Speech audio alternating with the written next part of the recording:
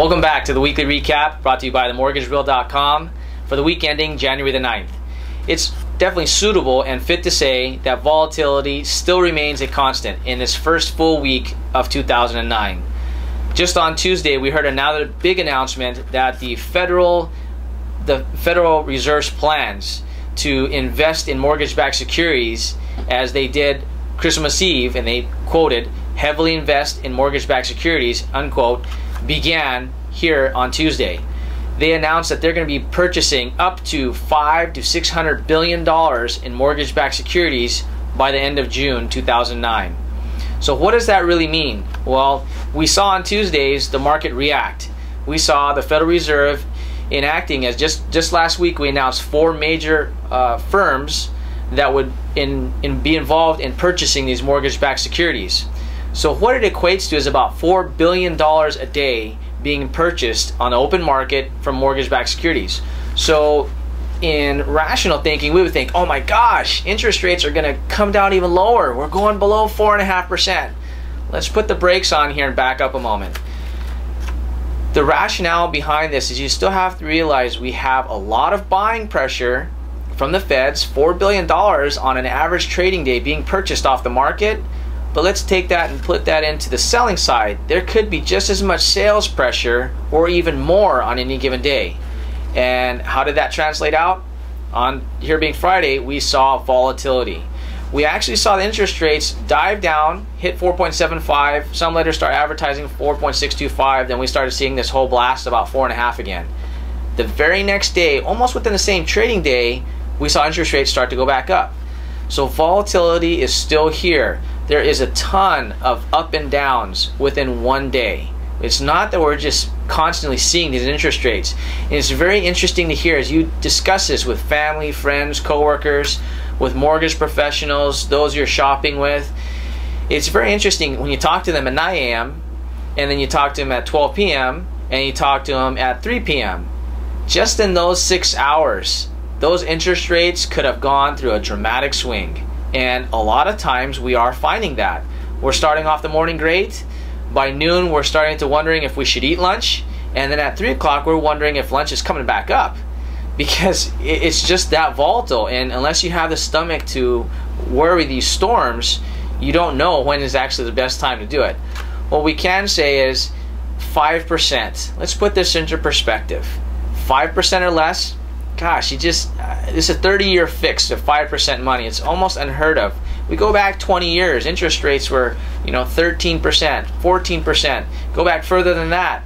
You're talking interest rates 18, 19, 20% like it was a credit card, and they were paying that on 30-year fixed mortgages. So we have to realize that there's savings. We want to redirect you back to the break-even point for the refinances to figure out when is the best time for you. That is a great tool we wanted to make sure you had. Definitely use that. And the second piece is people are starting to ask about where is this housing market going to bottom in 2009. We heard a couple commentaries from some of the chief economists and some of the partners that we have and affiliations with, is that if you take the current housing price, a house that you're interested in, and you put a 20% down payment on it, if that payment is less than actually renting, that's actually a very good sign. The reason for that is because we are starting to see that the housing market is starting to see a bottom. If you're starting to see a rental market with a 20% down payment starting to almost come into equilibrium, that somehow is going to stimulate the marketplace, because then it just comes into some people's analytical minds that, oh, this could be the bottom of the market. We're not going to say it's the bottom yet, but these are some things to look for as we progress through 2009. Now, here's one last piece we want to definitely end this week's weekly recap with. People were wondering, when is it going to be the bottom of interest rates? And we definitely know moving forward into 2009, volatility is going to continue. Where the predictions are going right now is we're going to see these interest rates from now until about June stay at these levels or somewhere within here. So it's a pretty broad trading range. If you ask most economists, they're saying between 4.5% and 5.5%. This is what's a little bit scary.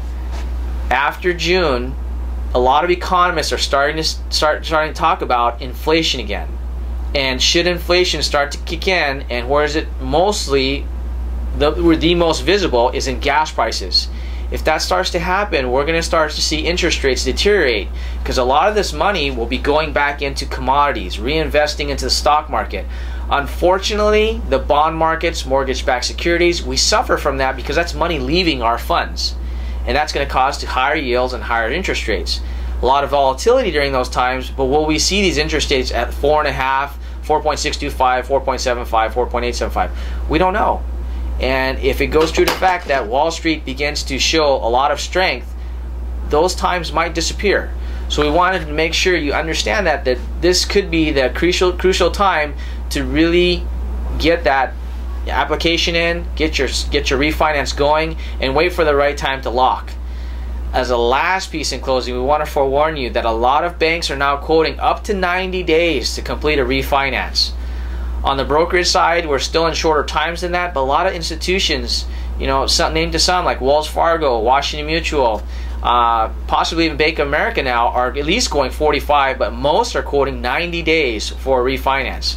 That means your lock is 90 days, and it's taking them up to 90 days to complete that refinance. So if you started your application today, you're possibly closing at the end of April, end of March, and that's a long time away. So you can see that timing is going to be critical, because of the fact that if this stimulus package right now from the Feds is to inject this $4 billion a day, where will that put us by the end of June? That means that your refinance that you're beginning in March is coming to the end by the time the stimulus package that they've put together from the Fed side, not the president or the government, but from the Feds, is going to be drying up at the end of June. Now, the last piece, I'm sorry to keep saying that, but one other thing that comes to mind is the presidency. We're obviously going to see a big stimulus package coming into play, and one of the talks has been about the jumbo markets, the jumbo loans. Is there going to be some relief for homeowners that have loan amounts above $500,000, above the conforming loan amount of the 417?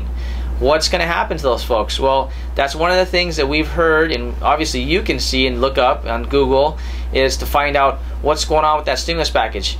There has been a lot of mentioning and rumors talked about it's going to start to alleviate some of the jumbo markets.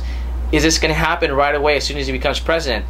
We're guessing not, and it's going to take time to put these measures in place and create the vehicles for some of this money to start trading again, to create this unthawing of credit. So key thing to keep in mind is timing. Get everything you need prepared. If you're purchasing, be ready to take the actions, and instead of waiting for the rock bottom rate, just look at it and say, okay, a year ago I was at 6.25 plus on a 30-year fixed mortgage for a house or for a loan amount under 417. 1 year ago to the date. Today I'm at 5% or less. That's a 1.25% savings. And if you look at that on an average loan amount of say $300,000, that's $3,205 that you're saving in today's marketplace over 1 year ago. So really, where are you looking for the bottom in the marketplace? If that is the initial savings, you have to consider that timing is going to be key.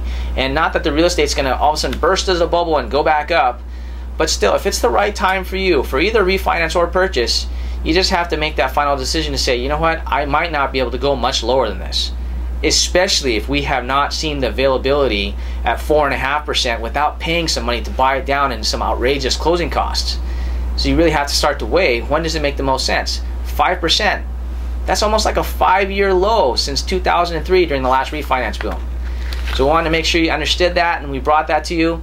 We're going to definitely post another announcement of what the proposed stimulus package might look like sometime next week, because there's starting to see Wall Street rumors about it. And the other thing we're going to make sure is to bring you some truth in advertising. You're hearing a lot of lenders bring out 4.5%, but can you really get it, and to what extent of closing costs do you have to pay out to get that rate? So we're going to make it really clear in how to make those calculations, just as we did with the break-even point for refinancing. So stay tuned. Thank you again. We'll definitely be back next week. Talk to you soon.